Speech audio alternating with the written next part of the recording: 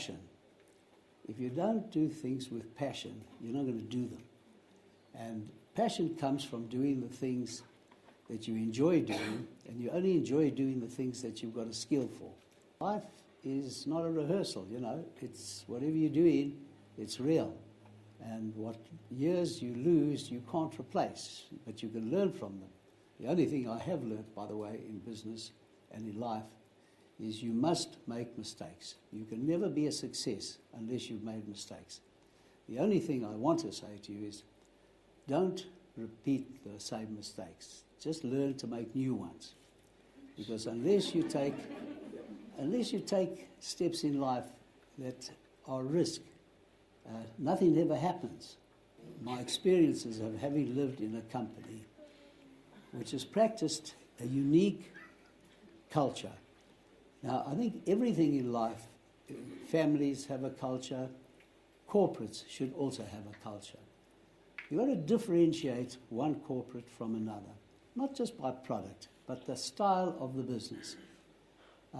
And culture comes really obviously from the top, but it pervades all the way down. And what is culture? Is, you know, it can be a driving force of a business, it can be one that is innovative and so on. That's all fine. But there's such a thing called a family culture. A culture which says this is an organization that cares.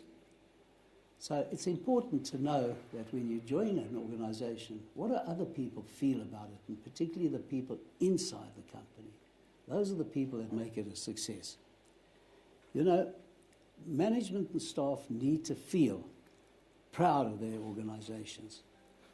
The other thing is, as I've mentioned, everything really starts from the top. The issue of, obviously, respect between management and staff. Respect isn't a word that you can say, you have got to do this. Respect comes from what's something inside you. Understanding your own needs and understanding other people's needs.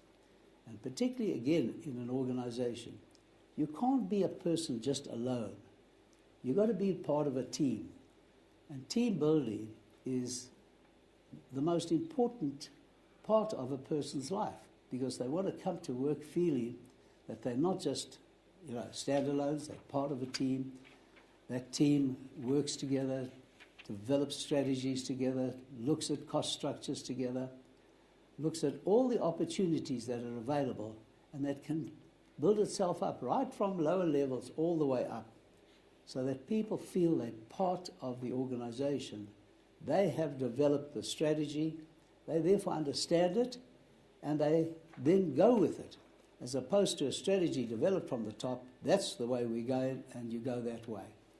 Okay, it may be successful up to a point, but if people don't feel part of that strategy, that they have made their commitment, and made not only their commitment, but have made their input into it, it's so vital that those features of team are there. Yes, we often say to people, we are not the cheapest, but we think we are the most reliable. And reliability means that also when you're in trouble, how often does a customer get himself into difficulties? Why? Because he's gone into a big contract and the guy's gone bust. Now he can't pay. Now what do? Do you just say to the guy, I'll be suing you and we'll close your business? Or do you rather say, I'll tell you what, let's take you through a period of time to put you back on your feet? Because why close a customer when you can keep one going and in fact develop them? Business is hard. You've got to drive, you're competitive, you've got to work hard, you've got to be innovative. But at the same time, don't forget that you are a human being and others that work with you are human beings, and whoever is involved in your lives, you touch them with a way you can help them as well as helping yourself. Thank you.